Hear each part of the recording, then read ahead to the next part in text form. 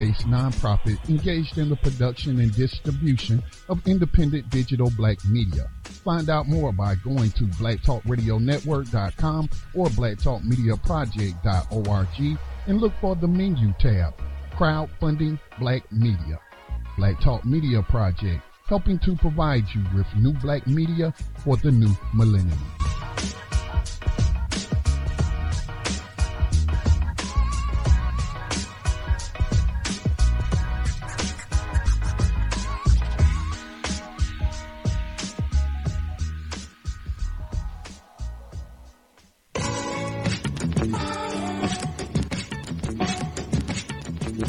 Views and opinions expressed by callers, guests, and hosts do not necessarily reflect those of the Black Talk Radio Network and Black Talk Media Project. Black Talk Radio is new black media for the new millennium.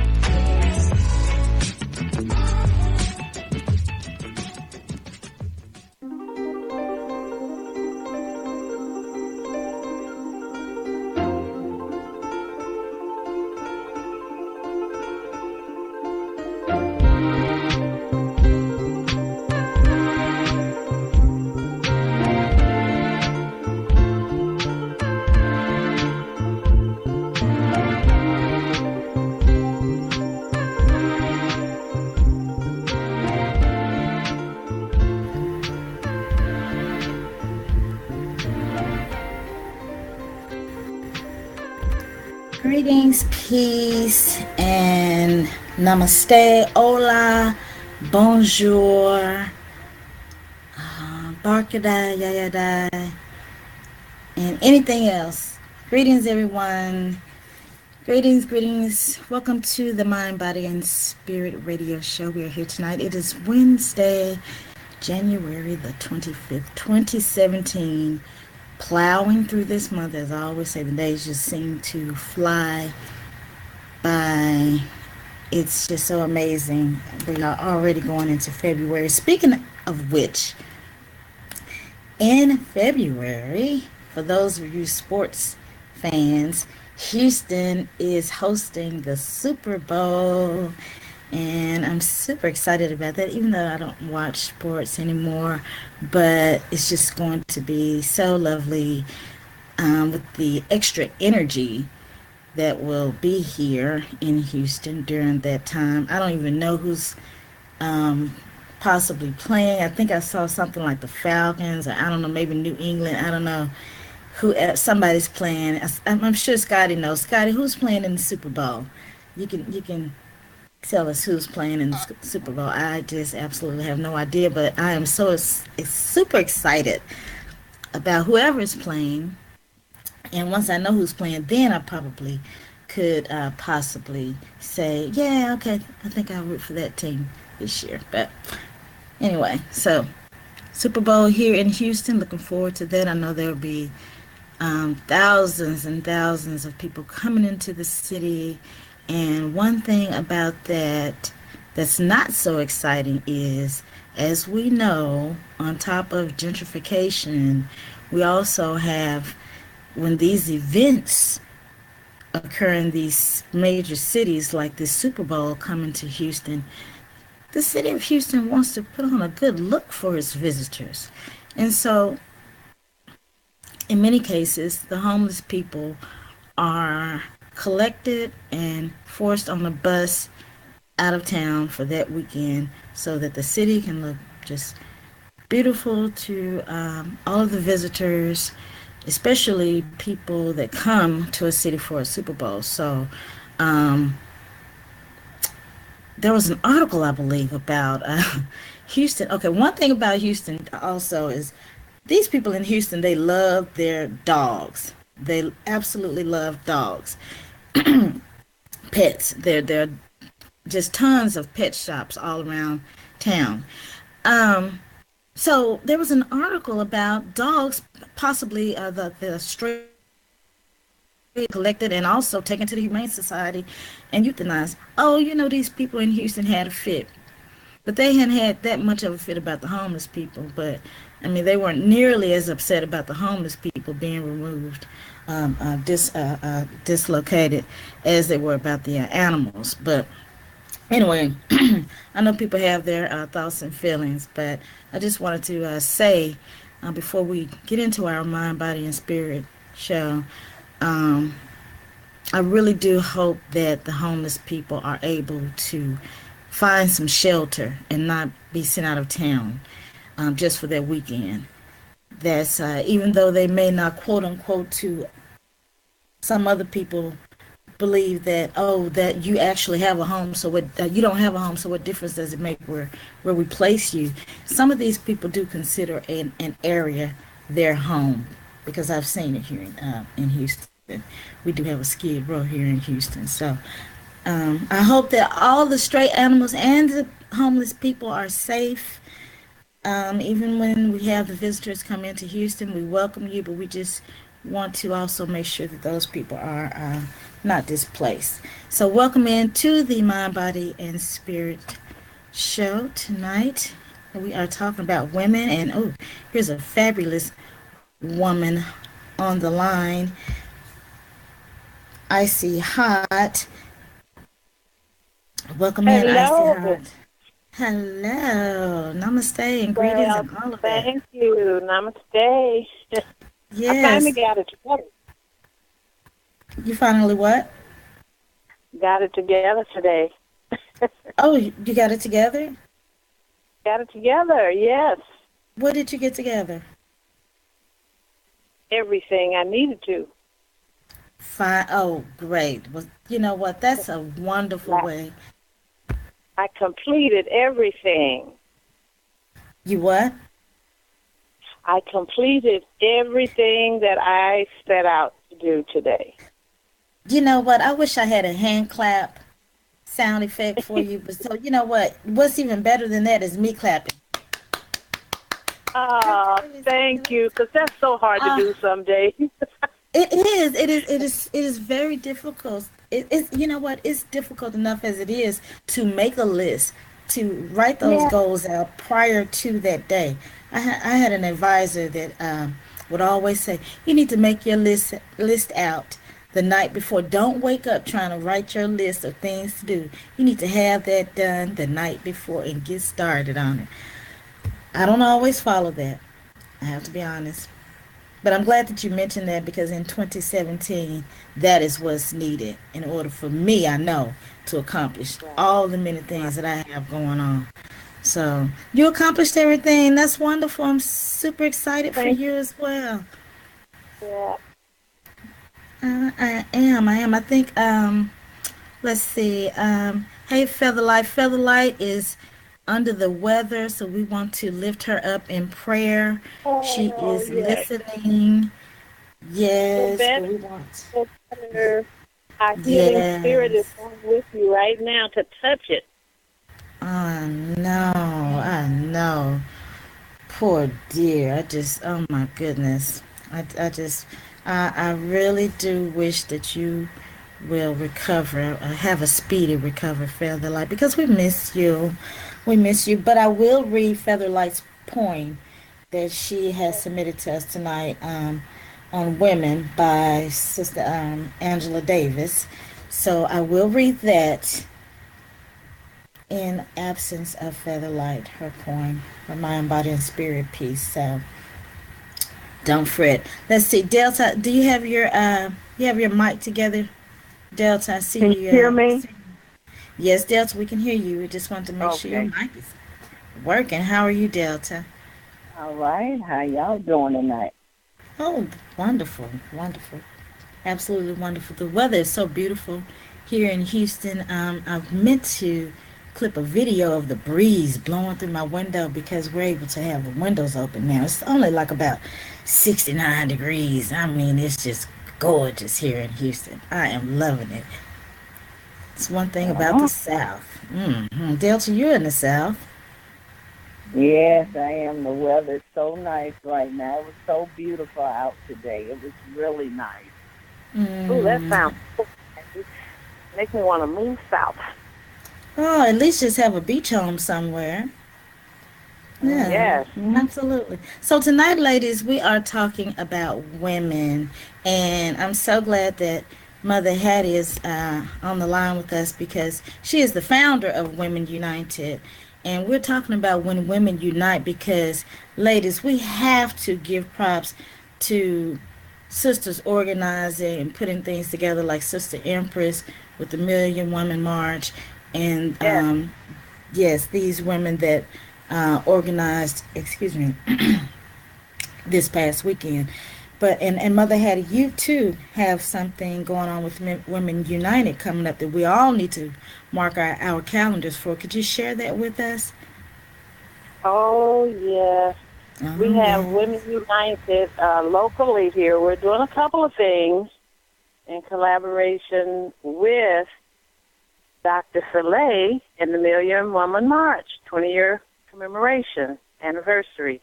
We're going to do a community health fair February the 4th. And then for March, we're going to do a Women's History Month. And we're going to focus on African women during that time because we have a lot of things that we really need to figure out for our girls. And we just need to really focus on us right now. So those are the two things that are coming up around here in Minneapolis. Well, Mother Hattie, we look forward to those dates, and please mark your calendars and stay in touch, and listen. So, can people follow Women United and the Million Woman March on any social media to stay up to date with what's going on? Absolutely, most definitely. We have an astonishing person who's been working on putting all that together, and so the website for the Million Woman March 20-year anniversary, you would just write millionwomanmarch20.com, and then you could follow the official Million Woman March MWM20 Minnesota on Facebook. On So Facebook. that's what we're doing right now. And actually, any state that you're in, what you could do is certainly look at the website, the millionwomanmarch20.com, and you can follow your state. It will say official Million Woman March MWM20, and then your state name at the end of that for Facebook. So I hope I made that clear. Right. So you can follow your state. Like if I'm in Texas, then I could search for Million Woman March, Texas. Official Million Woman March, because we don't want confusion. Official Million Woman March MWM20 Texas. Texas. Mississippi. And Delta Cougar, you would put in official Million Woman March MWM20 Mississippi. And so that's what you would do in order to follow on Facebook. Now, this is a little bit of snafu. There has to be someone in your state who's a state coordinator that's doing that work. So we're in the process of making sure we get this built up. So maybe you can be your official coordinator in your state. We're looking for coordinators for each one of the states. Oh, by the way, there was a little error tonight in your, so in case people are not calling in, it's because the wrong number is on there. It should read 25, and I think it reads 28 on this text that was sent out. Okay. Tonight. Oh. So just FYI, it should say 25, 9025. Thank you so much. We will take care of that. Sure makes a difference. What's going on, King Bay? Well, the Nazi has... What a pleasure. Yes. How are you all doing this new year? Happy New You. I say Happy New You. A stronger version of you and me. Yeah. Thank you. That's what's up. I guess you guys have been hearing the news that this would-be president has signed into, he was using an executive order to bring back the pipelines, to cut the federal funding that would be enabling veterans to find jobs in the government. Also, well, there are 12 executive actions so far, Canty, and I'm so glad that you brought those up because I did want to eat. It's the border wall, deportations, and sanctuary sites are some of the executive orders. And what else did you find, Canty?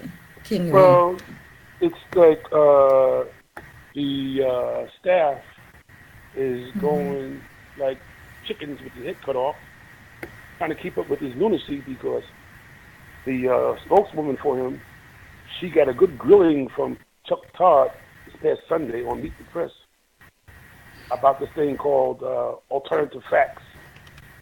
And he told her outright. Oh, alternative facts. Yeah, and like we're dealing with buffoonery.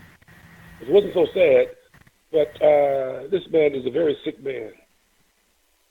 And he is like a child let loose in your living room with a balloon, that the balloon is going every which way. And listen, as far as this Million Women's March, I still maintain, not because I'm trying to throw it in a monkey wrench, but I say the second person in command, until she comes clean to fess up what caused her to split with Reverend Al. So, are you speaking about Tamika Mallory? Until it is clear that it doesn't lack authenticity, that she is really authentic, I put nothing above Reverend Al for putting in a plant. Well, wait a minute, King B. Hold on, because you went from the executive orders to the march. Let's break some of this down. Let's unpack some of this. Let's talk about the executive, because I know there's one in particular, the mother, the Delta may take issue with. So let me. Which one is that? Let's see. Let's see. Let me go to it. Okay, so, let's see. So, Black Rose. Many people have. Yes. Oh, I'm sorry. Go on. I was just going to ask you about, I don't know if it was executive order, but also the investigation for the Flint water crisis has been shut down. No more investigation. Is that executive order also? I don't see it on here, but we must search that. Okay, abortion. President Trump has ordered that federal dollars cannot go to organizations that provide abortion services. Now, Delta is definitely pro-abortion. I'm not even going to say pro-choice. She pro-abortion. She said she'll take you there, okay, and risk getting beat up and everything by the anti-abortion people. But yes, so Delta, I know that people like you are feeling some kind of way about that one. What are your thoughts on that particular executive order? Well, my thought is everybody have their own choice. But I don't feel like you should intrude on my rights, because I want to go and take my daughter and put her on the table. That is my business. I have a right to do that, and I don't think nobody should come and tell you what to do with your body. That burns me up. Yes. You gonna tell me to keep a baby and come into my house and keep a baby? You won't buy no milk, won't buy no Pampers, and a lot of times it could be from incest, it could be from rape. You don't know what is going on with a person, and a lot of times, if that's what they choose to do, you have no right to come and tell somebody what to do. And you know what? I used to hide behind it I used to hide behind and not say what I believe because I was a Christian Mm-hmm. and wouldn't say what I believe. I'm not hiding behind it no more. My name is Dorothy Knox Dunning. Oh my gosh. I believe in abortion. And I'm not going to hide. I'm not going to throw a rock anymore and hide my hand. Here's the hypocrisy. Here's the hypocrisy, Brother Dunning.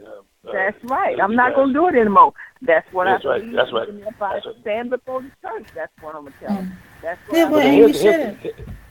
But here's the hypocrisy. The same people the majority of my little nieces, we believe it.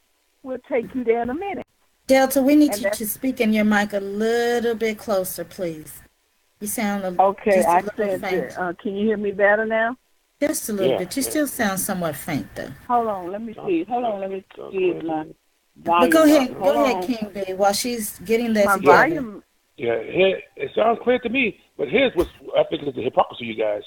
Mm-hmm. Those same people who are against abortions are for the death penalty. Say it, not Canty. Say it.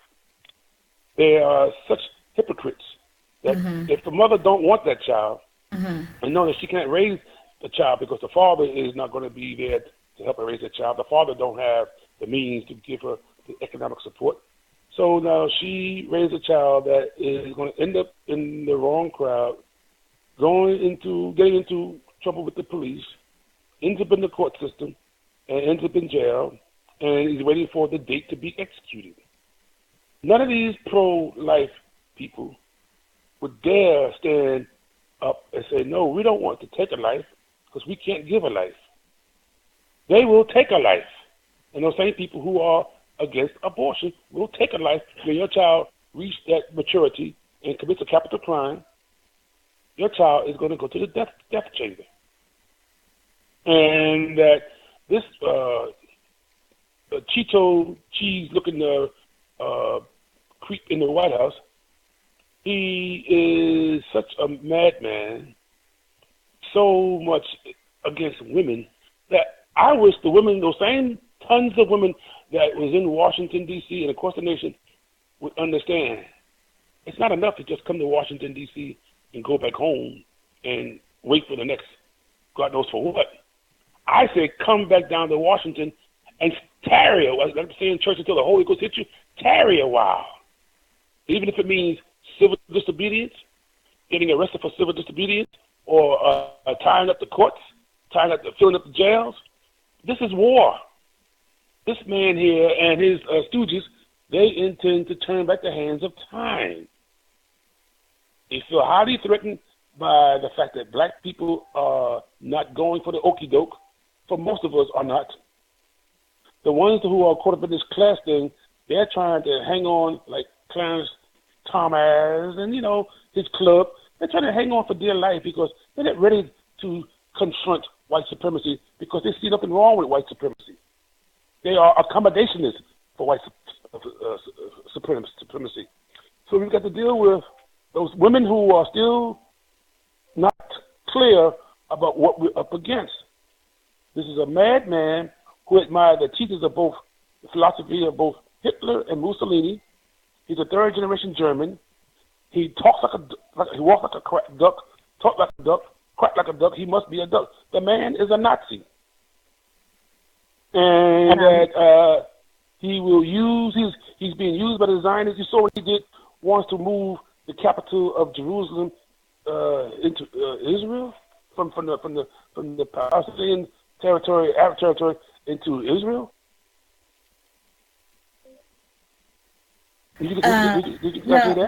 No, but I did just see this pop up on my news feed. Trump will publish a weekly list of crimes committed by undocumented immigrants as a way to pressure sanctuary cities. Wait a minute. I know people feel different ways about immigrants. I understand that. And I do want to say something else on the abortion, but if I could just quickly speak on this. When it comes to illegal immigrants, quote unquote illegal immigrants, my whole problem is, and I understand how some people feel like other people are coming here taking our jobs and things like that, and whatever, taking up places in spaces in universities or whatever. I hear you. But my whole point is, when you ask some of these same people, goes right back to like what you're saying, Canty. When you ask some of these same people, where did your great grandfather come from? 9 times out of 10, they're gonna say Poland, Ireland, Italy. all of these different kinds of places. Yep. Italy. And they're the most ardent, racist, reactionaries, and you see, So they they're are immigrants. living a lie. They're living a lie. Hello? Yes. Mm-hmm. They're So living that's my a whole lie, point on that. and they do not want to deal with truth. They're not about truth. And what happened to that little cartoon that people used to play? What happened to that little cartoon that used to play about what this land is your land, this land is my land, and big pod and all of that. What happened to all of that? So anyway, it's whatever, because me, I'm going to live my life regardless. That's not my issue. Immigration is totally not my issue. I'm just like, whatever. Delta, with the abortion, I agree with you on that. And I also don't want to see people continuously abort babies. I would love for them to think of other options in Yeah, like terms of adoption. abortion, adoption, or abstinence, like Mother Hattie preaches. I said hi. So I said, what are your thoughts? What are your Girl, thoughts these on that? folks ain't gonna stop having Well, sex. some of them might. Some of them might. So I know a No, group of young tell people that lover who boy. vow Tell that to lover not boy. have sex until marriage. Yeah, right. Some Tell young that. people. That's very rare. Look, just Yeah, because very rare, just because all extremely of rare. you are freaky and fornicate Nothing and wrong all with those being things freaky. and have There's all nothing wrong kinds with of being Yeah. sex, freaky. You can be freaky all day long, but protect yourself. all Ain't kind of nothing wrong There with you go. sadistic, getting you a little There sex you nasty go. on, Yeah, sex, but thank have you. sex Thank enough you. to protect a yourself. nasty Thank you. woman, like You Trump tell said. those You're just a nasty young woman. boys. You tell those What? young boys that if you want to tune my organ, you must put on your raincoat first. And everybody should know what a raincoat is, because a lot of young boys, first of all, they don't wash themselves halfway decent.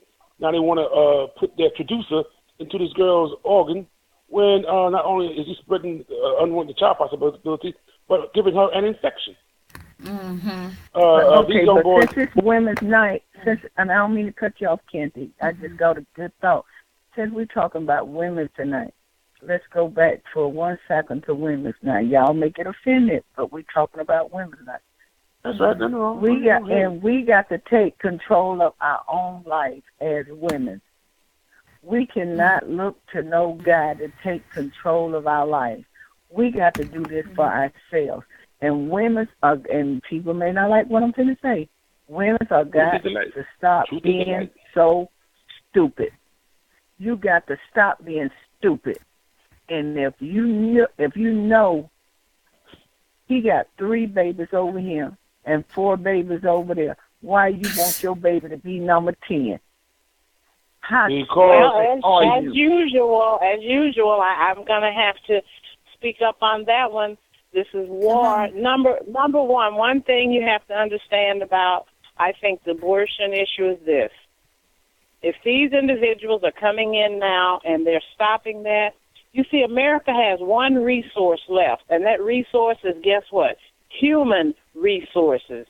Their deal is have the babies. It certainly isn't because you want or care about black children or any children. Have the babies. Because what we're going to do is we're going to use them for free labor. We're going to use them because there's so many structures in place to interfere with your families now. There you go. Our family is so much interference. You got child protection interference. You got all of this other stuff interference, mass incarceration. It's just absolutely everything is set up to have the baby, produce it, and go on. Now, that's number one. Number two, the other thing is this. We definitely do need to take care of our bodies, but the men and boys, the little boys, I believe Canty's right, they have to take some responsibility for it, too. And the third and final thing, and I'm going to shut up. Because of this war, this might be God's way of helping us in sheer numbers to survive this Holocaust that has been and that is even coming. Okay? Right. So maybe just the sheer numbers, 5 babies over here, 3 black babies over there, might be our saving grace to keep our people, African people, That's right. alive. Because we Okay? are Now, that's just my thoughts on everything that everybody's been saying. See, we are the number one arch nemesis as far as white supremacy is concerned, and white supremacists are concerned. It bothers these white supremacists that black people are survivors. They have tried everything in the book to diminish the population of black people because they fear. See, no one told black people, and our young people don't even know this to this day. No one's telling our young people the white man's number one fear is genetic annihilation. Dominant gene factor. Right. See, they know that the black man has a weapon that God gave him, and it's not the nuclear bomb. It's that weapon that hangs between his legs. And that these young women that are not aware that these young boys, that they're testosterone full-blown, and that they got to now go out there and answer the call to do that natural thing, but they had no training from their fathers or responsible brother, older brother, or uncle to tell them, this is how you behave to keep the young lady from getting into trouble with an unwanted child. But wait a minute, hold on, Canty, King B. Let me say this, and to that point, you are exactly right. There's no one to give them that guidance. Now, you know me, the anthropologist. Let's examine why no one is there, because it has been systematically arranged for the black man to be out of the home of their family. And if you don't believe me, Claudine, the movie, 1974, tried to show us that. The black man has systematically been forced out of the home in so many different ways. Thank goodness there are some families that have been able to sustain under this these war tactics of trying to destroy the black family. Yep. So they just. Can I say something on that? Sure. Well, that's true to a certain degree, but a lot of excuse my French, a lot of the bastards are out of the homes because they want to be out of the home. A lot of them don't want responsibilities.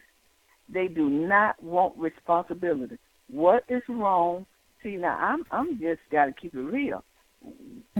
Why do they not want responsibilities? Why are they running from their responsibilities?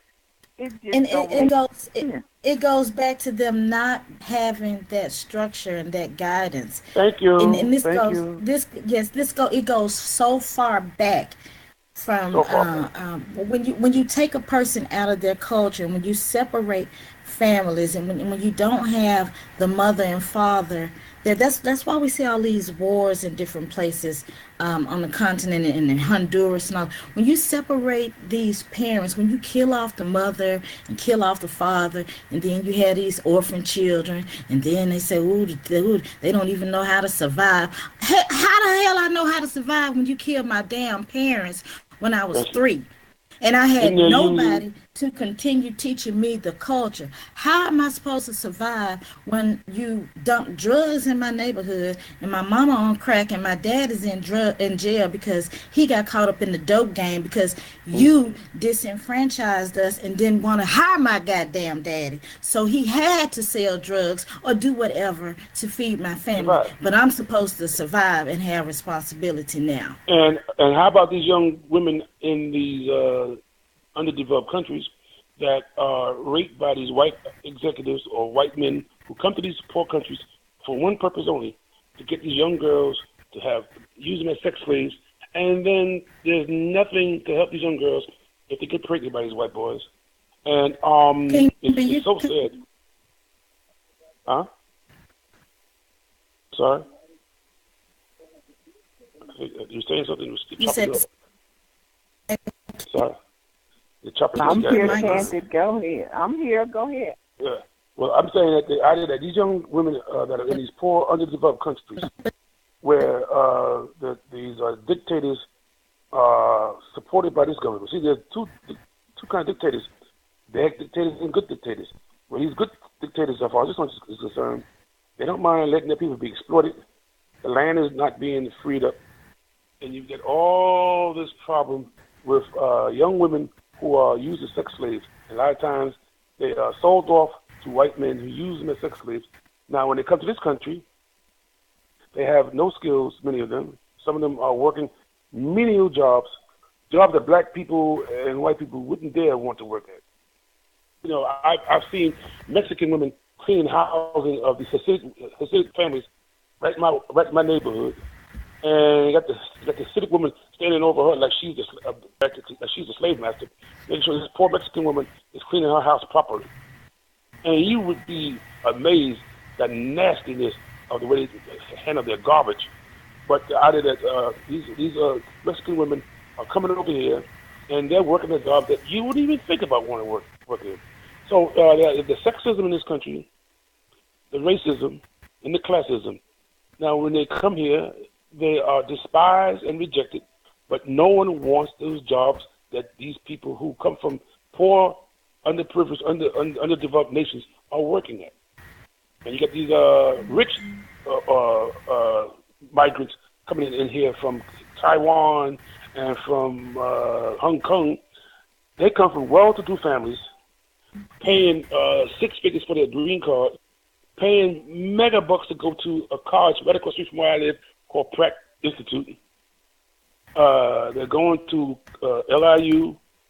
A lot of them are going to Columbia. Columbia is, like, as far as I'm concerned, Hong Kong University. I never seen so many Orientals coming out of Columbia, which is a block away from my church. And it is just astounding how these people are under the illusion that they're white. But this class thing and this race thing, this sex thing, is very much a thing that black people have got to understand, that no one wants to respect black people for one reason only. We never had political nor legal protection. All right, Canty. All right, let's bring it back to the women. And let's then bring it back women, to the women. And then What I want to hear what you guys. I want to hear your guys' thoughts on the march that took place, because what I'm feeling, say for instance, like even with the Empress Chi's Million Women March, official Million Women March, if we had that many people, if we had that energy amongst us, black women working in our community, if we could just pull it together and work together on so many different levels, just think what we could accomplish. Exactly. Because but I have the this reason why it's not going to happen. Princess, it talks about all these beautiful warrior women and how they led battles. And when we close out, I want to play this clip of Winnie Madikizela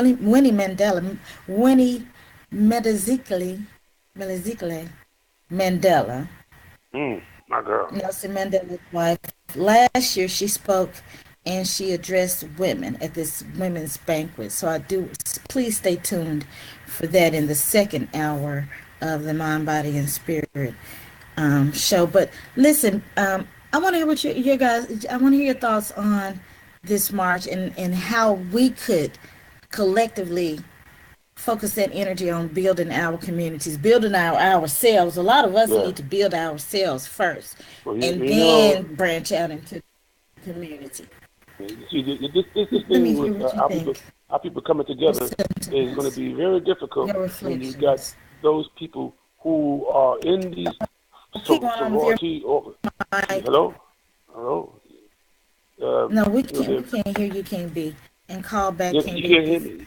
There are just too many issues. Breaking up, like you're chopping up. Yeah, Black Rose, you're chopping up. I don't know if that's your browser, because you called in through your computer, but yeah, you were breaking up. We got you back. But if we could watch the crosstalk, it's hard to hear when somebody's talking over somebody else and they haven't finished. So let's try to watch that because we can't understand it. It just sounds, jumbled. Black Rose, do we have you? Yes, it does. Thank you so much. Let's try to work out your audio issue. Yes. Is that better? I certainly hope that I'm not continuing to break up like that. Yes, that's better. Is that better? Yes. Yeah, that's better. It's not as choppy. Okay. Great. I hope so. All right. Let me see. Okay, so Delta, share your thoughts. Yeah, I think the march was a good thing. I think they had a lot of good things they were saying. They were saying they won't change. They were saying they're going to keep their eye on him.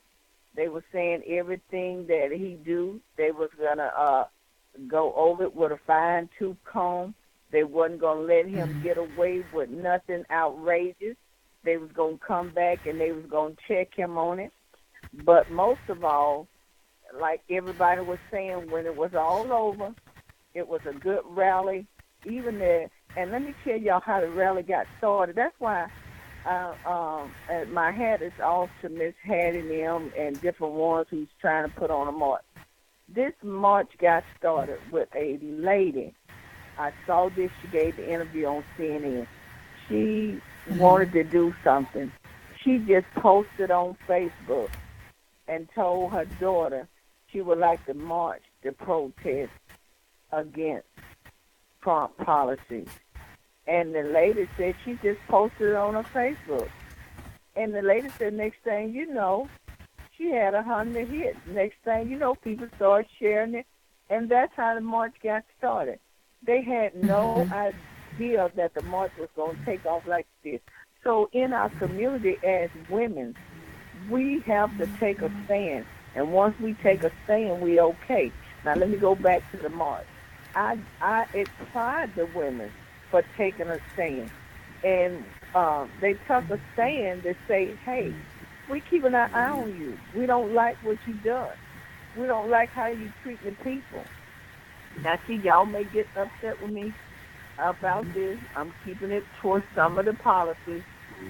They said at the medium march, the women's march, like some of the policies I agree with, and some of the policies I don't. Now, see, y'all may. So, what did you agree with? So, what did you know? Let's just talk about it. So, what policies do you agree with? I agree with the ban from the different countries. I agree with that. I agree with You agree that. with what? You agree with what? I'm being honest. Y'all want me to be honest? I'm being honest. Yes, I'll do She doesn't like the immigration. She doesn't like the immigrants coming in. It's what. Right. This is what I'm saying is, if it's gonna keep the country safe and keep the terrorists out. Oh, God is right. Oh, God, I got to talk to you offline tomorrow. Lord have mercy. Lord help. And what else? But y'all want me to speak. Y'all want me to be honest and speak my opinion. No, yeah. And we're just like, Lord have mercy. Yeah. Find out who the real terrorists are. And then And remember, and always keep in mind what we said was this. Always look for so many different sources on formulating your opinions, I think, because CNN, we don't really have a good media outlet right now. There are no journalists. These people are going along with whatever this shadow government says. See, this man's really not in control. The shadow government is in control. And we know who that is. They're overly paid stenographers. They're overly paid stenographers. That's all they are. No real investigative reporters or journalists. Nope. They're just news readers. That's not accurate what they reported. That's not how that got started. It's not true. And then about going in Chicago, like he just said that he's going to send the feds in Chicago. But they said he made a request to Rahm Emanuel that he wanted to send the feds in, but he hadn't heard anything back from Rahm Emanuel.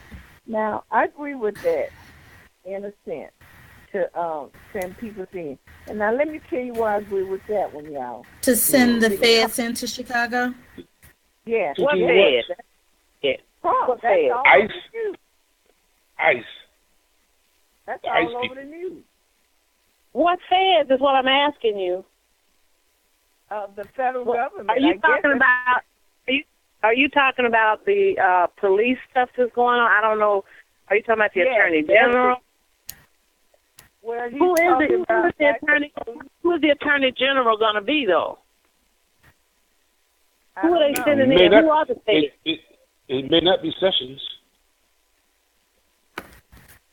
I don't know, but now let me explain my point of view. Can I explain? Loretta Lynch? Send Loretta Lynch in? Well, she is going to be held over. She's being held over. See, Delta listened to what they said on the news, and okay. We'll pull the article and okay, but listen, figure that's out what I'm trying to say. Exactly. He said that it was on the news today that it's on all the TV shows that he's requesting no listen and then y'all can say and I'll be quiet. I'm telling you, you don't have to be quiet, Delta. You don't have to be quiet. I'm listening to you. I'm thinking about all the little people and all the people cheering are getting killed up there. So what I'm saying, if he can do something to stop these people's kids from getting killed, I don't see no harm in that. Nobody wants to see their children killed. Okay, so the article reads, President Trump tweeted Tuesday night that he will send in the feds if Chicago doesn't take care of its gun violence problem. Excuse me. But what could this involve is the question. So that's basically what he tweeted. If anybody's been following all of that, he's basically been tweeting out his policies or something. But I really haven't been paying attention to any of that. I have to be honest.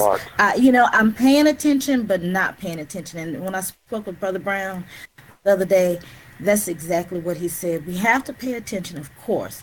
Of course, I'm not just going to not be aware of what's going on, but I had to just take a break from all of that, really, because I'm on this fast. I'm detoxing and cleansing my body. I'm meditating. I'm relaxing. I'm taking care of business. And right now, I just don't have time. I know how to catch up on it. Thank goodness I know how to Google, and I do know how to go on like BTR, Black Social Media by Scotty Reed, and catch up on some news. I can go on Twitter, Instagram, all of that. So I'm with these millennials on that, and Nutrice leads.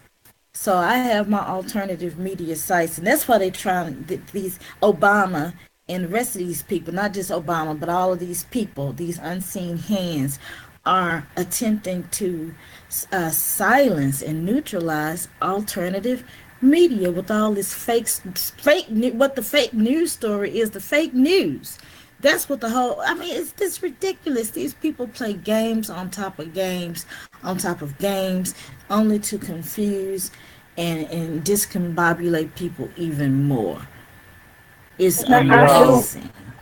It's amazing. You see how women who have children that drink the poisonous water in Flint, Michigan, no one is putting up the money so far to help these children once they are psychologically damaged or neurological damage. No one's helping these mothers to help these children that's going to be damaged for life. There's the money coming in. And what kills me, the mayor of Flint, that her people paying this high water tax, and she has not said not one iota, my people will not be paying not a dime until the water is fit for humankind. And it's so sad that women with children who are poisoned for life You just can't get rid of lead poisoning or in a few years, in a few months. No, it's a lifetime condemnation. The tragedy with our people is that women who are poor, destitute, trying to pay their rent, not to be kicked out on the street, women who are now dealing with a child that's poisoned from poisonous water in Flint, Michigan. And the idea that no one is talking about, well, what happens when a mother is found to have a child and she cannot afford to get the child properly treated because she don't have the monies, and then this Trump knucklehead, he's taking away health care that was Obamacare, but now they have nothing to replace Obamacare. Nothing to replace it. Well, maybe they'll have something. Maybe he'll present something by the end of the week, can't you? We'll just have to see. And you know what? Maybe we may figure out how to go back to some old ways of healing our bodies. Maybe we just may do that. We're gonna have to. We're gonna have to do something like that because exactly. This is the shift. This is the shift. But listen, I want to definitely mention. Before we go to break, over the past 2 years, I know that there's been this hashtag Oscars So White. So this year, there are a number of films with Black African American people being nominated for Oscars. So I'm so looking forward to seeing Hidden Figures. I have not seen that one yet, and I remember at the Golden Globe there was this hashtag about hidden fences because a couple of people misspoke and jumbled up the names of these films because Black movies are just so insignificant. I just can't even remember the names. Oh my goodness, it's too many Black films. Or not by accident. Right. So anyway, yes, I'm going to see Hidden Figures this weekend. Icy Hot, Mother Delta, have either of you seen Hidden Figures? I heard about this. I have. Oh my God! Click it online. I've seen the trailer, but I have to. You can watch it on the internet too. I think. Go to the theater and watch it. Pay the money. Go see the film. I'm going to see it. I'm going to see that, and I also have this new Fire Stick. I need to figure out what to do with it. But I will go and see this because I do want to see it on the big screen. I tell you, it's just been so difficult over the years for me to make it to see a film. But I did see Fences. I just need to see Hidden Figures. Yeah. Did you notice that scene that Viola Davis played? Here was a woman. She had no money. Was with a Black man who was able to hold on a job, but he got involved with a woman and had this child.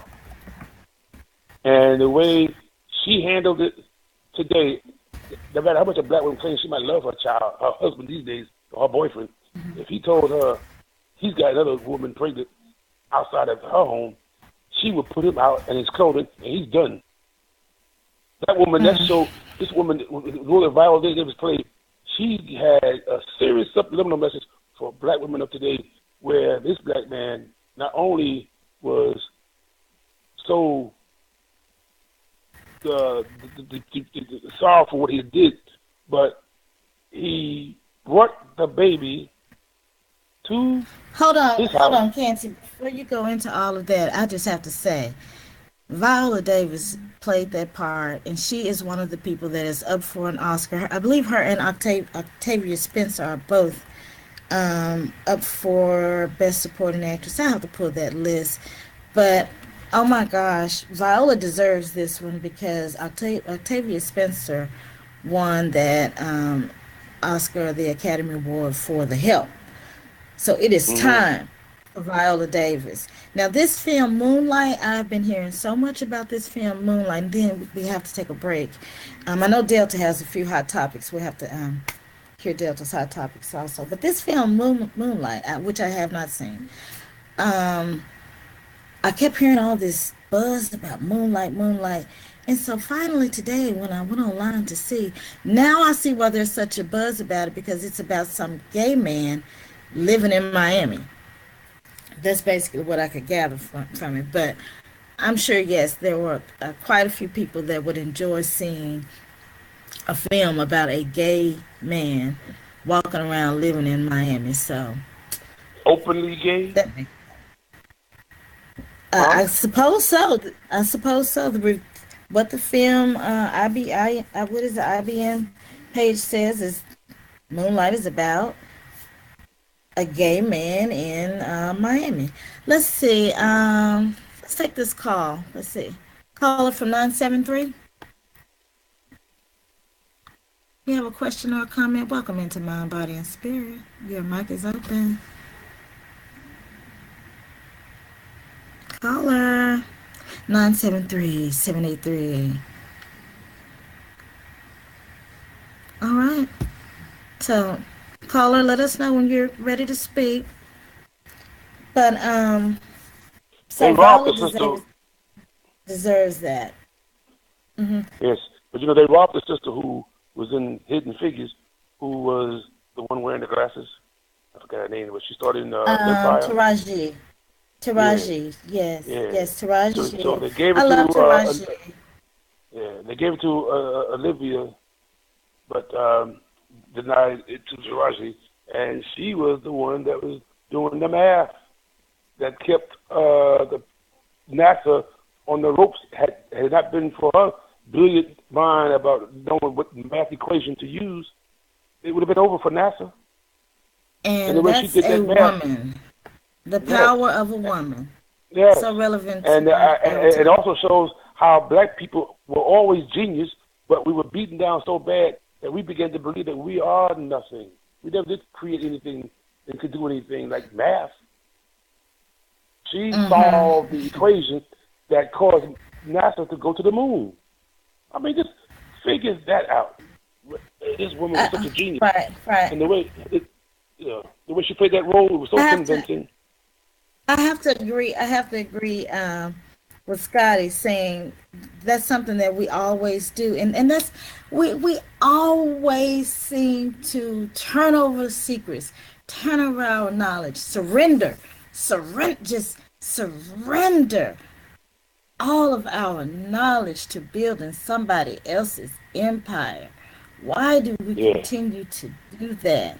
And so I'm Why? hoping that in Because 2017 that women, because of whatever march they went to, whatever happened in their lives, I hope that in 2017 women will feel that they have the power to change their lives and to become a stronger version of themselves. And that's what Mind, Body, and Spirit is all about. It's about solutions. This is about healing. This is about helping. Mind, Body, and Spirit radio show is about us touching and connecting with each other.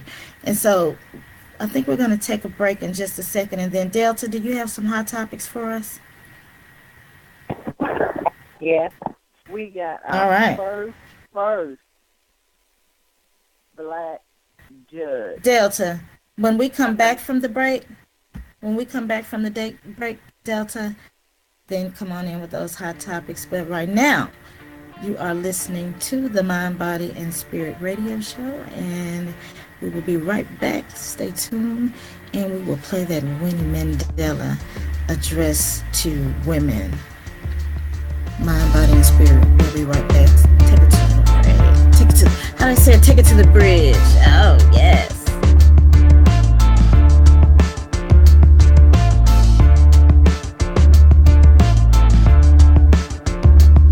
You are tuned in to the Black Talk Radio Network. For podcasts and live program scheduling, visit us on the web at blacktalkradionetwork.com.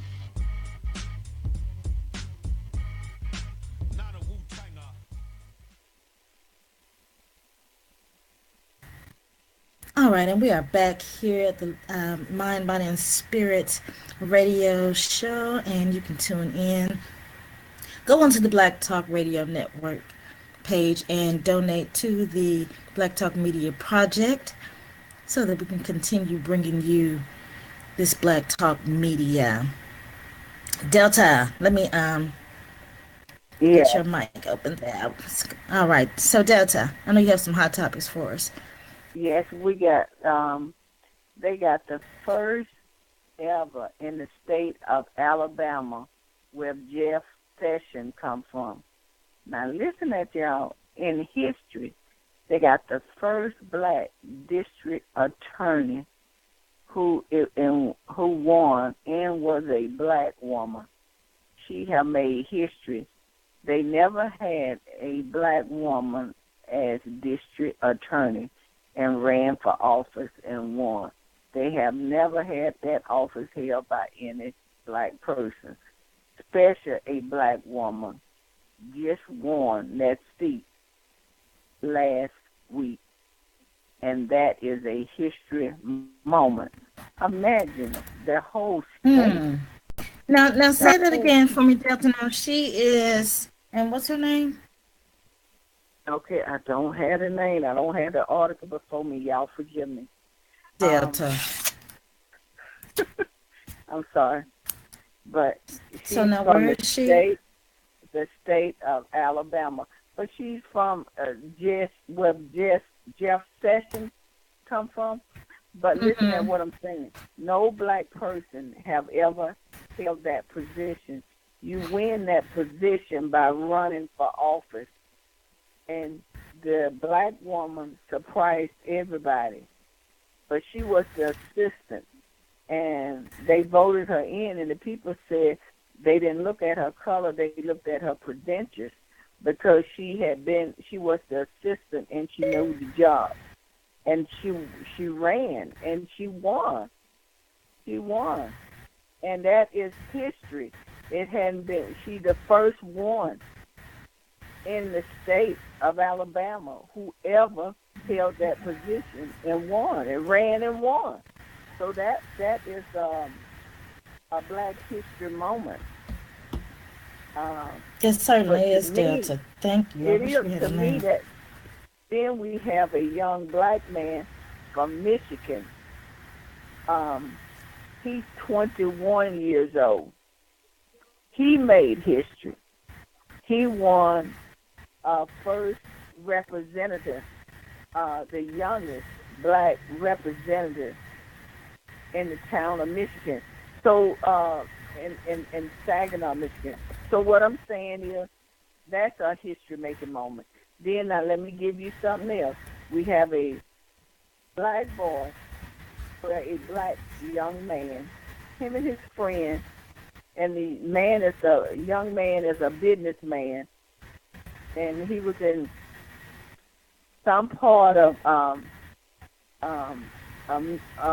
Georgia, and he was eating lunch at this restaurant, and he had been eating there, he said, over 10 years. He never had a problem or anything. And he said he loved the restaurant. He would go to it frequently. So he went in one day and to eat his lunch in his business suit and tie and briefcase. He sat down with one of his co-workers or clients. The manager came from out. The owner came from out in the back of the restaurant. Told them they had to leave. The young man asked him, looked like he about in his late 30s. He asked him, why do we have to leave? We're not doing anything. We're not being loud. He said, we don't want your kind here. We don't want your kind here anymore. Donald Trump won, and now we can speak our true mind. So, people, we are for a rude awakening. I mean, I know I like some of Donald Trump's policies.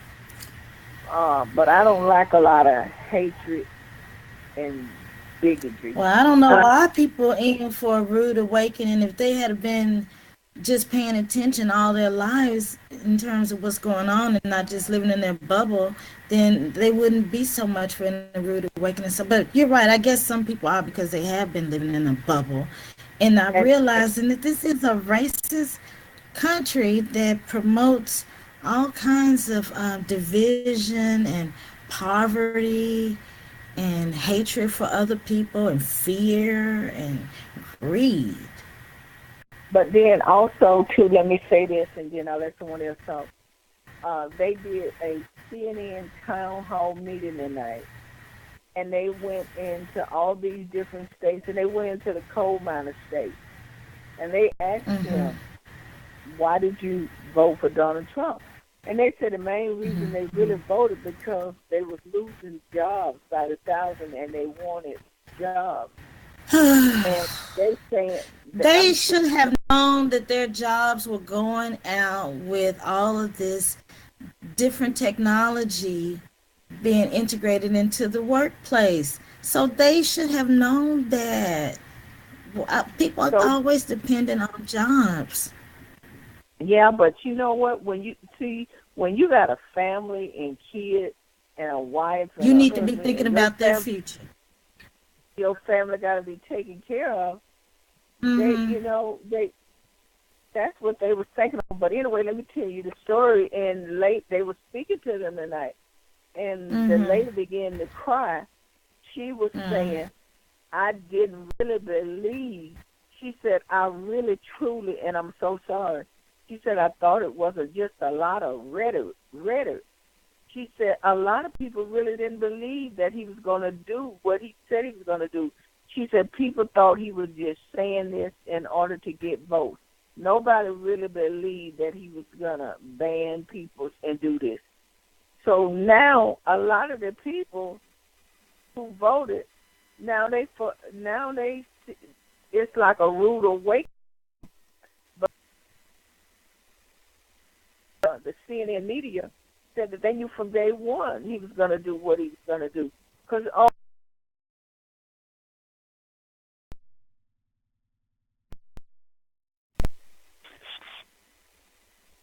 that's my thought. If anybody else want to comment, those are my hot topics.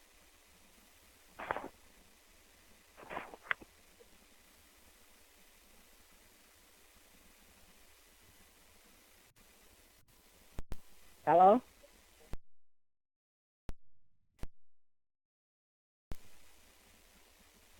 Those people that are concerned. You said what, I see? No, I was just going to reiterate what I spoke about the jobs coming back. They're not coming back. So many, it's evident they're not, because of this is the change of times. Once again, just like when computers replace people, now robots are getting ready to replace more and more people. I was reading this article, and then I'll be quiet. The UPS, they're replacing the UPS workers. They have this new, I can't think of the name of this machine. It's something like a UKB or whatever. Versus, this robot rather is used in the warehouses, whereas you used to have people that will pull orders from the warehouse, whatever line or stock. And like if you ordered something from a particular company, a large factory or something, but those people, their jobs have been replaced by this robot that has been coded and programmed to retrieve that. So now companies are able to they've been able to cut their workforce more than in half just by having now maybe 5 workers, say, versus having 100. It's ridiculous. So these are the times. That CEO of McDonald's, I believe, he's the one that said he'd rather have robots working because they don't need vacation days and they can't file sexual harassment suits. These people don't care anything about people having a job. So people really need to start focusing on how you're going to survive in the future, because those jobs are not going to be here. People are going to start having to take classes online. So everything is about to change. This is the shift. So you just need to get prepared for it. And I do feel so sorry for those people. I really do. Because I know what it's like to be unemployed and afraid when you have bills to pay. Thank goodness I don't have any children. So I do really, really feel really, really sad for them, but it is really time for us to just make that shift. Now, Icy, I know you want to share something, and then I have a poem that I have to read for our mind, body, and spirit piece. Oh, I was just going to say that Delta Cougar, thank you so much for all that positive news. I really appreciated it. Oh, yes. Thank you, Delta. You're right, because you did have some positive pieces for us. We need to find that sister's name you spoke about, because we must follow her and see the Freddie Gray case against the police officers. And can I do an update, y'all, please? Okay, what update do you have? A while back, just another hot topic. I told you where the little 5-year-old girl was murdered here. I know y'all don't like to talk about it, but this is something I want y'all to call in and write as people hear my voice. We need to call in and write, and don't let him get away. The 5-year-old little black child that was killed 2 years ago, Garcia, a Mexican guy, they sentenced him to death today. But the white man, the Mexican guy, said the white man is the one that snatched the child first.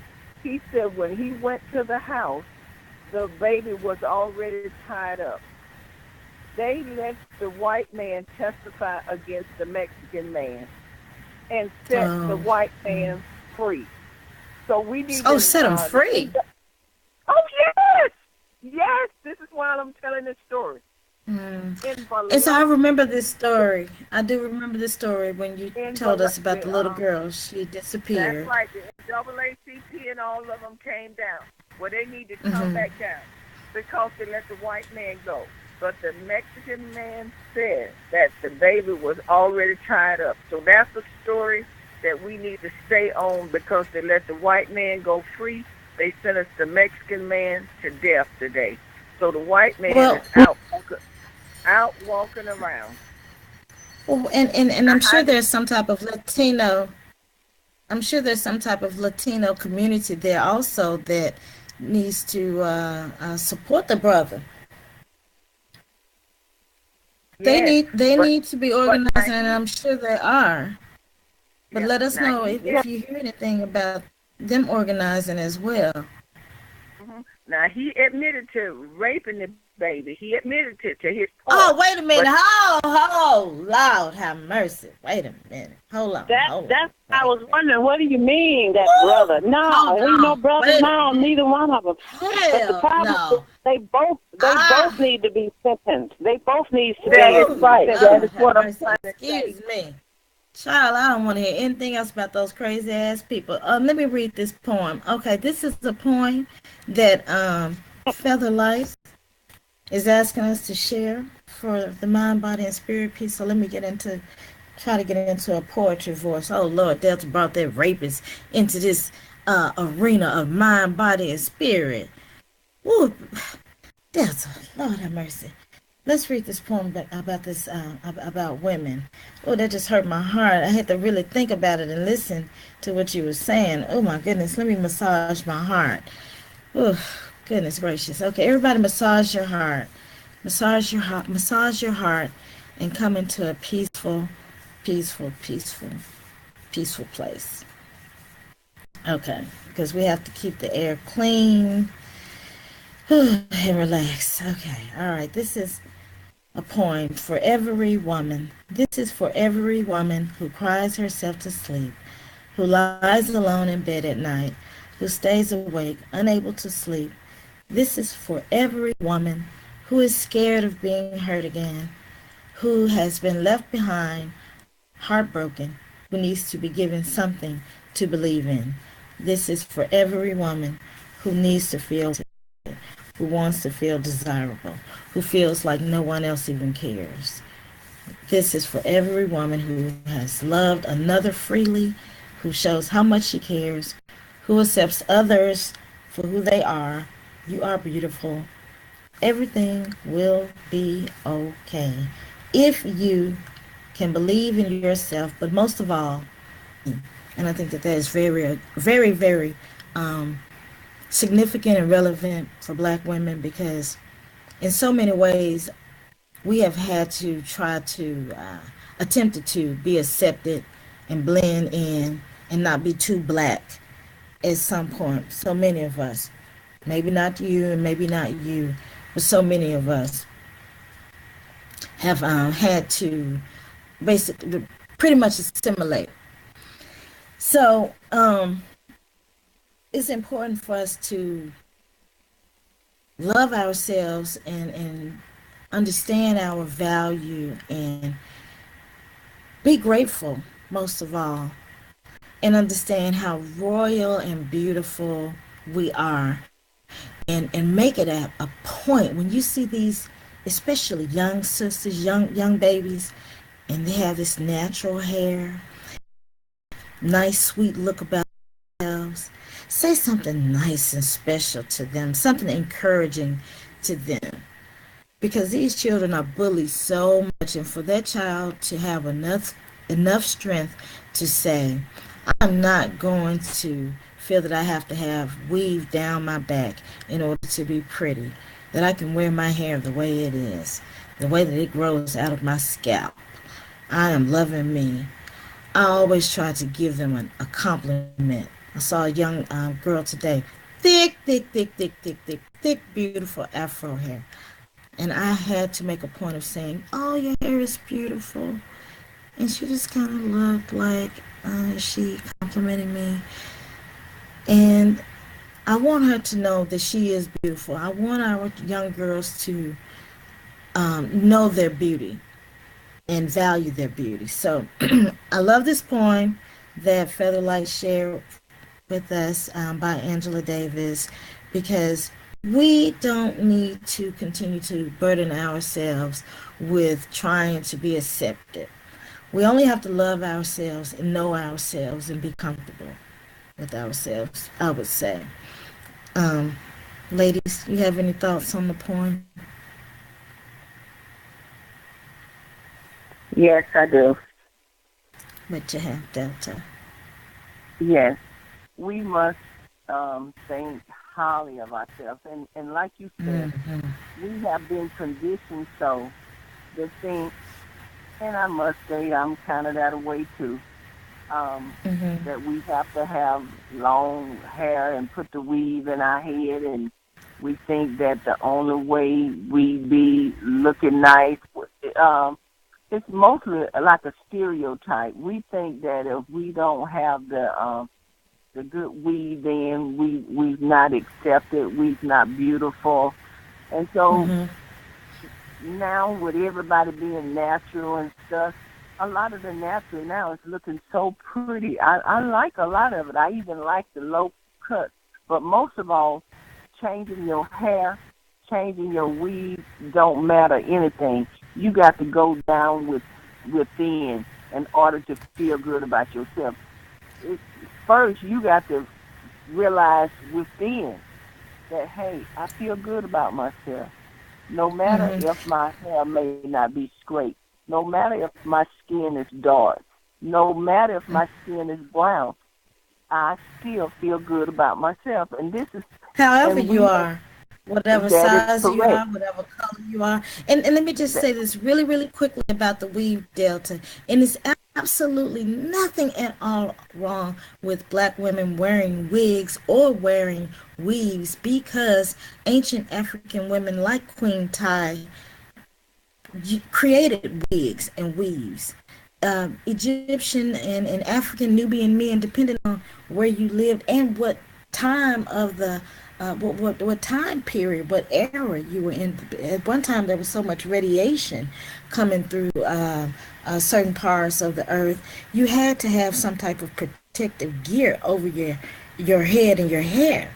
So weaves and wigs are something that we were for many reasons. Extensions. If you look at some of the ancient African hairstyles, women would use twigs and animal hair, feathers, all kinds of materials in their hair to make these elaborate. And these young girls, they want top of the line here. They don't buy that $10. What is it? They sure ain't. They The gonna buy the bundle, hell $10 ain't bundle. I right. forgot what. Right? No, they. No, these sisters buying hair $200, $300, $400 a bag. Okay, so And you know what? it's really something. So go ahead, Delta. I was finna say, Papa was making a comment, and Papa said, now this may sound cruel, but Papa say half of them is probably on assistance and buying all. Right. He's saying Papa said they on government. He said they on government assistance, and the government assistance should be taking care of their homes. I'm not saying their homes ain't being taken care of. Don't get me wrong, because I don't want them to come and bash us. But half of them is on government assistance. But what can you do? Well, they want. But okay, I must say this. Okay, so go on. I'm sorry, I can't wait. Go ahead. All I want to know is when we gonna go stand outside of them stores and find them women coming out there buying that $300-$400 hair and change their world.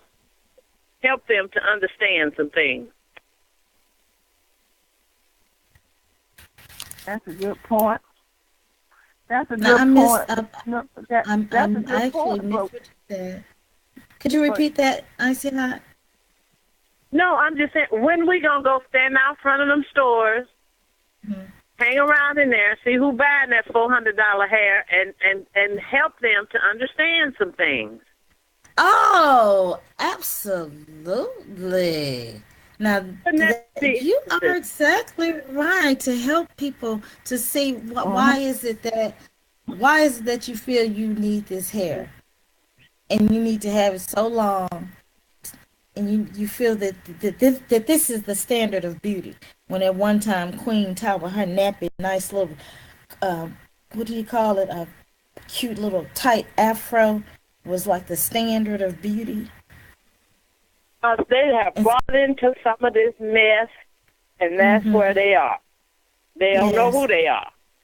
Yes, and I think that definitely when we as Black women really, really, really realize who we are, and that's what I wanted to really touch on tonight with this whole topic, is knowing who we are, and when we put all of that energy together and we work together and organize and pull all of that energy all around. Imagine if at 12 o'clock on one day, all women who have been suffering all around the world, like Winnie Mandela speaks about in this address, if we came together and just, whatever you want to call it, pray, meditate, sun gaze, I don't know, sleep, whatever it is that you do, if we just all put that energy together at 12 p.m. one day and focus and intention on something, be it healing, liberation, but something powerful, everything will shift the next day. And also, I've seen in China, what China is mandating, they mandating this. Everyone in their country have to take. No. They have to start meditating. It was on the news. They found out that it relaxes you, help your thought process, everything. You have to do that you got to do it for yoga for 1 hour. It's mandatory. You got to do it for 7 days a week. And if you don't do it, you're going to be in trouble with the government. Mandating yoga and meditation, which is really helpful. That's very helpful, but I don't know if I don't know if people would appreciate it being mandated. I mean, I do that voluntarily. So and then, I don't know. Excuse me, I don't mean to talk over you. I must say one more thing about the weed. I know personally, I have spoke to someone about they weed, and the only reason I said something, a lady, one of my church members, she was boasting and bragging to me. She had an 11-year-old granddaughter, and she was boasting and bragging that she took her granddaughter and had weed put in her hair. And she showed me the picture of the young child. And I spoke to her. I said, before I knew it just came out. I said, are you crazy? Why would you go and dress this child up like this and put this expensive weave in her hair? I said, this is too grown. This is too grown for her. And the woman got offended. She took offense to that. So, and like Ms. Hatter was saying, you can go out there and try to talk to them, but some of them you can't talk to, because I didn't mean no harm, but I was trying to tell the woman. She was boasting in badges. She paid almost $300. This is an 11-year-old child. 11-year-old child. That's what I'm saying. 11 years of age. That's why do you feel like you need that, and why is the mom spending that kind of money? This was the grandmother. The grandmother, the mother, all of it is the same. Yeah. Well, she's telling that little girl is that your natural beauty is not good enough. It's not good enough. It's not good enough. And this is and what... Plus, it's going to destroy the child's hair. That stuff destroys your hair. And just like Serena Williams, to me, now y'all may get offensive when I say this, Serena Williams to me, and not only her, to all the other ones who falls in this category, is saying that a black man is not good enough for me. He don't validate me. I got to have a white man on my arm, no matter how successful I am, no matter how powerful I am in my own, you know, I can't use that proper word. In my own right. In my own right. I got to put a white man on my arm in order to validate me. So to me, I disagree with that. And Delta, did she say that? Did she state that? No, she didn't say that, but she said the black men didn't make her feel good about herself. She did an article, and she said the black men didn't make her feel good. What did the black men have to do in order to make you feel? Let me tell you something. I get hyped up about this, and y'all have to calm me back down. Now, a lot of them, they get these white folks, and they think these white folks make them. It's like a trophy on them. Well, Delta, I don't know every if that time they get exactly true. And every time they get some money, they want to run to the white side. Why you got to run to the white side every time you get some money in order to make you feel good about yourself? But she's dated black men, Delta, and then some people say that article is not true about whatever statement she made about black men that make her feel good, because Serena has dated plenty of black men. Now, one thing I can say about this whole Serena Williams marriage to this billionaire that owns Reddit, this Reddit, and Reddit is supposed to be this racist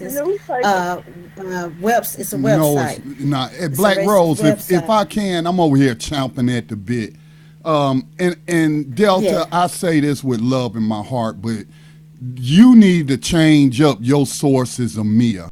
You watch a lot of corporate media, and it's false media. They feed you a whole bunch of lies. And then also there's a lot of gossip sites out here. I actually wrote about Serena Williams because an article with viral about her latest engagement. Well, I shouldn't say latest. This the only time I ever known she was engaged. I ain't never, and not that I'm saying, it ain't none of my business who she married. But I could say, why ain't none of these black men put a ring on it then that she has dated? Okay, and this baby. That's what I'm saying. That's exactly what I'm saying, Scotty. And Tariq Nasheed said the same damn thing. So, but she never said that. You black men, how come y'all didn't put a ring on it? I wrote an article about this, and I'm gonna post the article. It is called Serena Williams falls victim again to racial smears. I did my research because I am a journalist. You can find real journalists in alternative media, Black Agenda Report, Black Talk Radio Network, and Serena Williams was very hurt when that live first got circulated, and she said, why would I say such a thing? I'm out here fighting, and I'm paraphrasing what she said. I've been out here speaking up against police brutality and the treatment of the black man. Why would I say something so disrespectful about black men? And I wish that, we could track the sources to these rumors, because these people are just saying nasty things and they're not true. So that's what she said about the first time that lie was said about her. Now with this second guy, this guy right here, that he's not a billionaire. She has more money than him, and I hope that she makes him sign a prenup. But he does, and Reddit, it's not a racist a website. All it is an aggregate. Anybody, I'm a member of Reddit. Anybody can post articles from anywhere and they have discussions. Are there racist threads in Reddit? Yes, they are. But I would just let me share this article with you. I wrote this. It's published. I wrote it on January the 3rd, published on 2017. Because I felt bad for her. This woman is one of the few celebrities that have stood up for black men.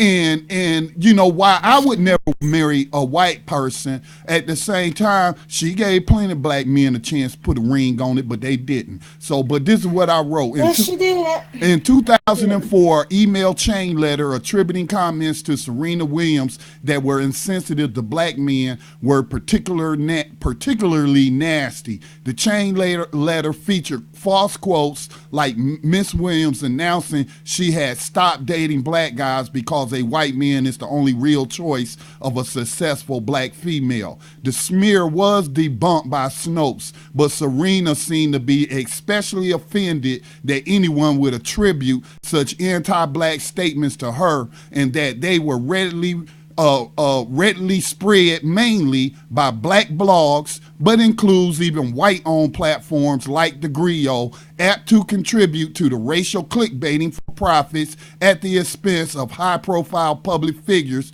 like Williams. And it goes on. I provide links to my documentation, like her saying, Serena Williams has been particularly vocal on the issue of black men being killed by police in the United States, expressing fears for the black males in her family, tackling the issue of driving while black. I linked to the video, she's speaking on it, and she has drawn the ire of slave catchers, police unions across the country because of her outspokenness on racial justice. So it's not a real long article, but I can't read it all in a few minutes, but I have supporting links because I am a real journalist, even though I don't work for these propaganda networks like CNN and the rest.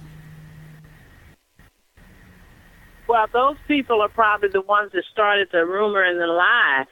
The ones who, if in fact she is advocating for black men and being murdered and all those kinds of things, those that do that kind of, to discredit her among black people and white. So if she was doing that, that's why they start lies on you. Absolutely. And this is once again, a common tactic that has always been used to divide and conquer and separate. Yes. So Serena has been in relationships with several black men. In fact, let the media and some of these people tell it. Some of these black men claim that they didn't want to marry Serena because she's been in so many relationships with black men, like they haven't been in several relationships with all kinds of women. So what difference does it make with all of this nonsense? Again, people had an opportunity, men had an opportunity to marry Serena. Serena is a world traveler. If she met someone who was interested in her as a beautiful black woman that wants to marry her, why should she continue to not have the love that she's seeking? Whatever, Serena, do your thing. Do your thing, because I guarantee you, and I said this before when we talked about, what's that show? Survivor's Remorse. If somebody like, what's that man named? Bao, that loves, what's his name? The girl, the ball player's mother, who Tanisha Arnold plays. If somebody like that wants to marry me and loves me and adores me, trust and believe. I'm not gonna sit here and say, oh well, shoot, I sure wish she was black. Guess I can't marry him. I'll just be a spinster the rest of my life. No, no. But in all honesty, no offense, white men, don't want to marry a white man, but I probably would consider marrying someone else. I just I couldn't see myself marrying a white man based on the history as a black woman that we have with and how we are still network going when nobody was donating. Okay, and so while I may not agree with her mating choices, I know that she is Serena, I'm speaking of, cares about the issues that's important to me, and she ain't out there talking bad about black people when she actually trying to help people less fortunate than herself. So I ain't got nothing against the sister. I support the sister, and that's why I took the time to write the article to defend her. Good. I'm glad you did. I'll have to read that article. I certainly will. Thank you so much for clearing that up for us, Scotty. I always say we do have to check and double check. But any closing comments?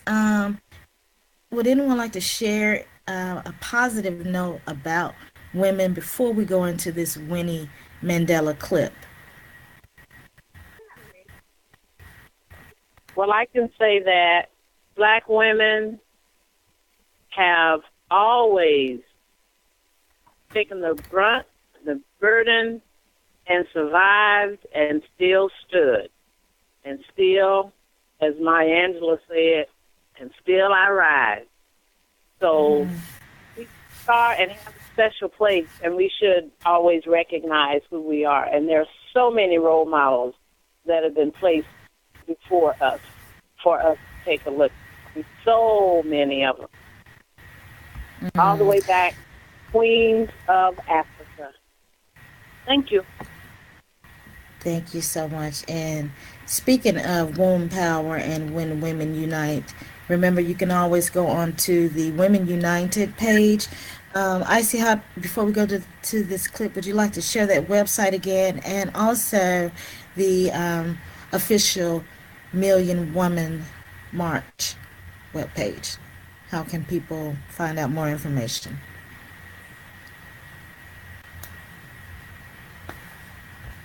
Oh, did we lose? I think your mic may have. Okay, thank you. I was on mute because I don't like to. I'm sorry, I was talking. Women United is WOMEN United UNITED 7777.org, and that's a place you can find out about Women United. We support women.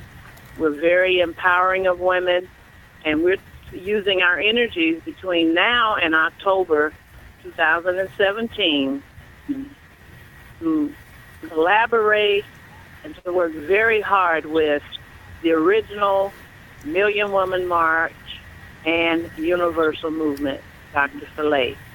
And you can certainly go on that website and find out more about the Million Woman March, which will be coming up October 20-year commemoration.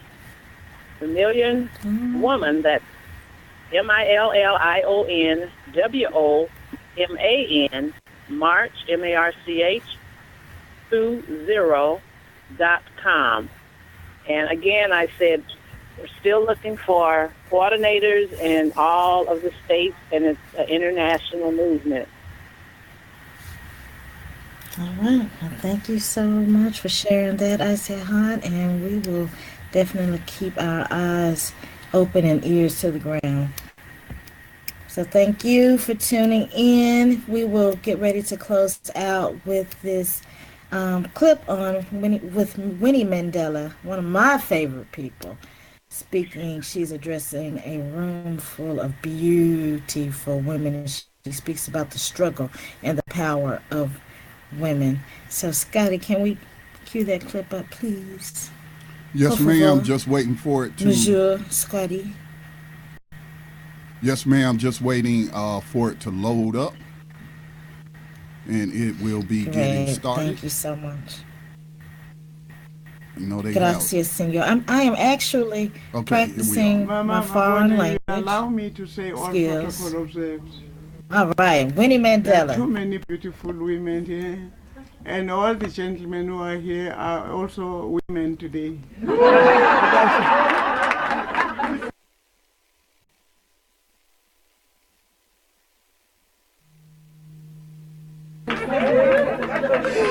This is our day. This is our day. You know, when my granddaughter, who was standing here, raising her gogo to stand up, I had no idea that they had gone this far to put together this amazing gathering. It would be criminal if we allowed this to be just today, like the Women's Day.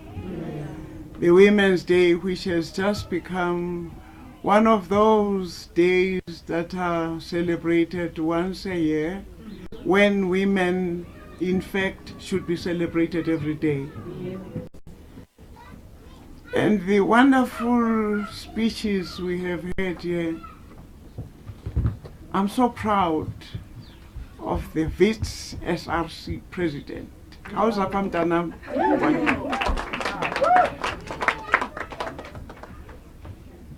You know what it means to have young women like this on an occasion of this nature. You have no idea what it means to our generation. That day, Yabo Mamulili and Ngui, those 60 years ago, when they collected women from all over the country,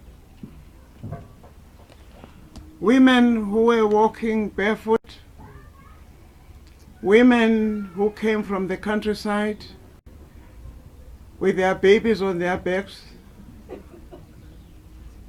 And it was those years when apartheid was at its worst. South Africa was a police. Even Nazi Germany did not compare to what we went through those many years ago. And that today we have young girls like this, Roma Mutandi, the wonderful speeches we have heard here,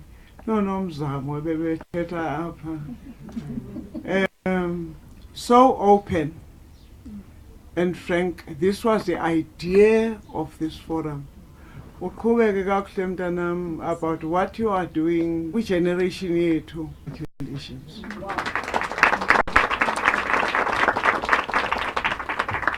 Ukhona ke nomnye umntana apha who cried of the many wonderful speeches we have heard here. Kauze, you attempted suicide. The up.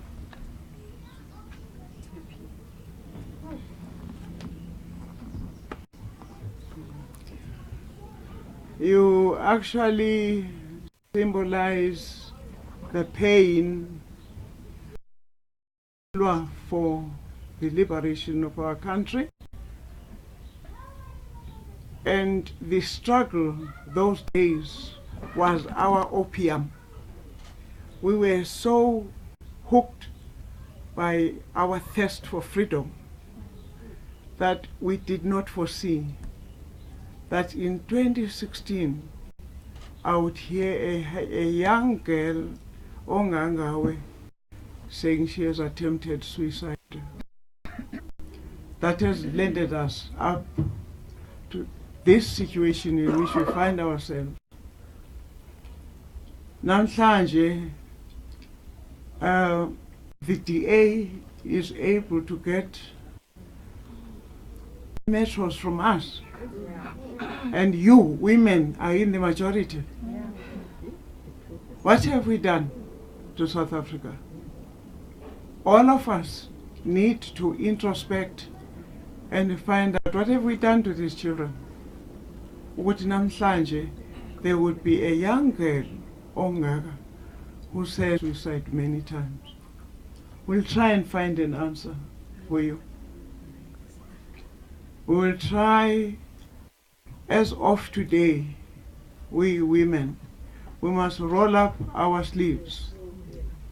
We must roll up our sleeves and not allow the situations as that manifest themselves into a situation where we find abantwana bethu in 2016 saying that she attempted suicide many times. Ungahlala phansi mntanami, I'll come to you again. Sorry, this is my nurse from the military. She says I need to. What does that mean? What does that mean? As a result of that, we get problems as fana nalezi zithethwa ngabo abantwana. But for the rest of the year, what do we think is happening to them? Why do we find ourselves where we are today? We all need to introspect and go back to the drawing board. And even those cities we took them with a low majority. Kutheni makhosikazi. What I want to request with me and support us in that idea that let us form some kind of quorum where we would meet just once a month, this kind of forum where women are able to regurgitate and talk about their problems. In 9th of August does not help anybody. We have rallies, we go wearing uniform, green blouses, and at the end of the day we part, and that's it. We have learned a great deal from women like the chairperson of the NCOP, Comrade Thandi, and ukhona amakhosikazi apha anokusifundisa izinto ezininzi abafana nomama uDabita Makgoba, who are seasoned social workers. Naba bantwana mamuhlele ekhaya akho nto yenzayo. We are pensioned, but naba bantwana besithi they are attempting to commit suicide. Sisekhona saphila. Naba bantwana bethu besithi they fought for fees must fall. There was no success there. These children did not win that battle. They said fees must fall last year, that the students could not afford the fees last year and could therefore not afford the fees the following years. The fact that they won that battle that year, end of the year, and the fees were not increased, and the promise we made as government that the fees would not be increased. Didn't mean they had won any battle. Abantwana bethu are still in trouble. They cannot afford the high education fees. You know, we are the only section of our population that can help create jobs. Most of you here are working in big corporations because I don't know how much we've been able to get our women from rural areas. But I just assume that as we are sitting here, some of you are working for big corporations. And we must try and influence capital to help the state create jobs for our people. I have said time without number that the dangers of unemployed youth are that unemployed youth are a ticking time bomb. I am not here to give any speech today. I just want to say thank you ever so much and request you, Mama, to head a little formation of a little forum that is going to carry this process forward. I'm sorry I can't be long here. I can't stand for a long time. And I am not sorry, though, that I have not been to Parliament for 2 years.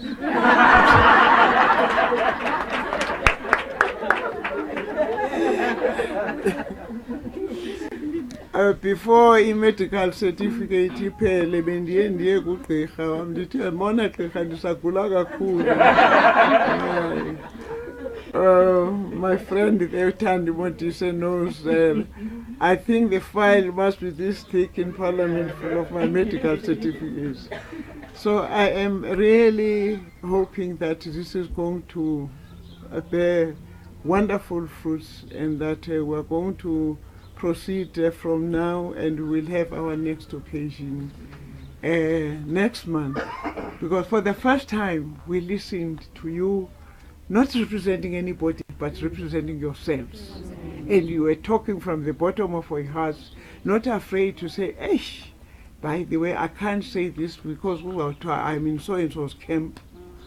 You know, and if I speak, "Eish, I am so-and-so's person," because namhlanje kune ANC and members. And zazi ezinye iphathi members lo ngumuntu kabani ngumuntu kazibani. But during our time, the era of the Oliver Tambos, the Lutulis,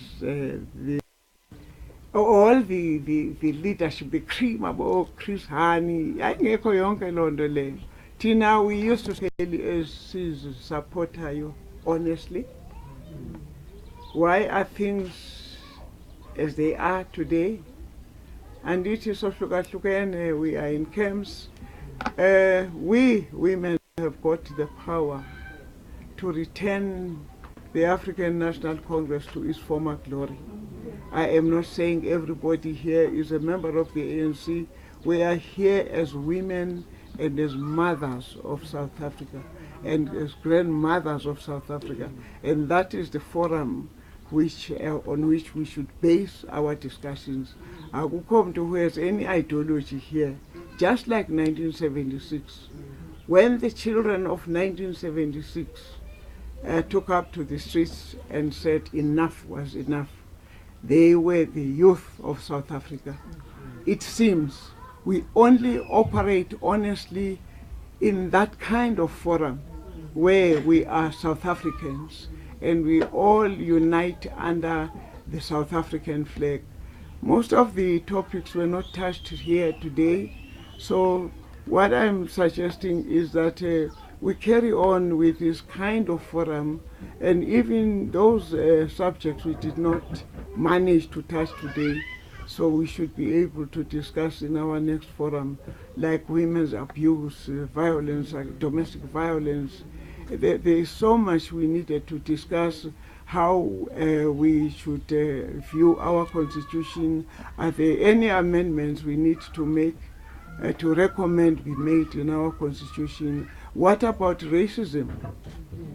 And only the women can lead that process. It's only the mothers who know how the pain is when your child comes from these non-racial crashes and says, "Mommy," like my granddaughter of 5 years old, she came the other day, where's Upunonzol?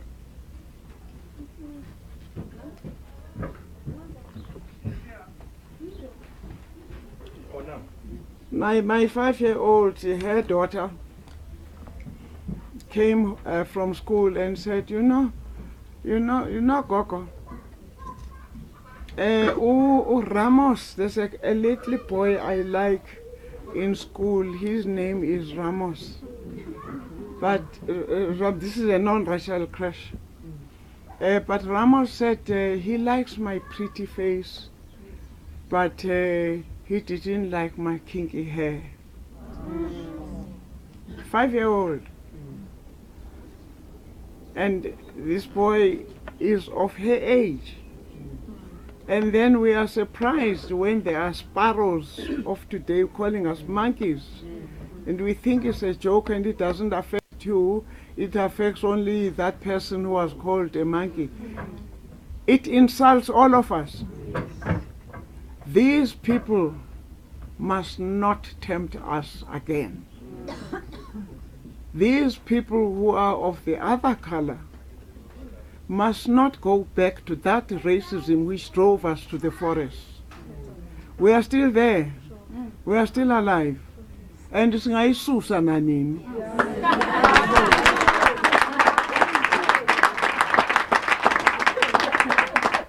It is about time the women of this country gave a strong warning to all those racists out there, who keep calling us monkeys, who keep calling us baboons, that they must remember what we have done to them in the past. There were times when we were all by ourselves in the country, and yet we defeated them. We defeated apartheid, we fought them, and they knew that they could no longer win any battle on racism. So they must not keep reminding us of those days, because our people are still there to not continue provoking us. You do. Show. Have a wonderful, wonderful rest of your week.